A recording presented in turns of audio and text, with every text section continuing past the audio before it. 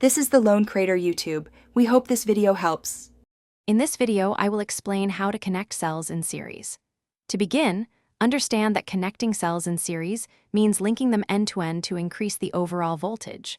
For example, two 3.7-volt cells connected in series will yield a total of 7.4 volts. This method is crucial for powering devices that require higher voltage than a single cell can provide. Always ensure you have cells of the same type and capacity for optimal performance. Now, let's walk through the connection process. Take your first cell and identify its negative terminal. Then, take your second cell and find its positive terminal. You will connect the negative terminal of the first cell directly to the positive terminal of the second cell. If you have more cells, simply repeat this pattern. Connect the negative of the second to the positive of the third, and so on.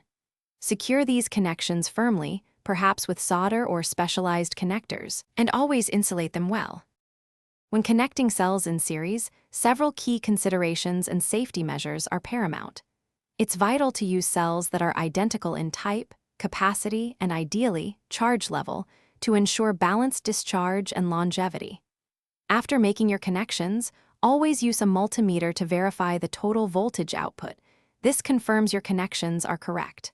Remember, higher voltages can be dangerous, so always insulate all exposed wires and terminals meticulously to prevent any accidental short circuits or electrical shocks. The primary benefit of connecting cells in series is the significant increase in total output voltage, while the current capacity remains the same as a single cell. This makes series connections ideal for applications like powering a 12-volt drill from 4 3-volt cells or a 9-volt radio from 6 1.5-volt cells. By correctly implementing this technique, you ensure your devices receive the necessary voltage for efficient and reliable operation, maximizing their performance and lifespan. Thanks for watching. Consider subscribing if we helped you.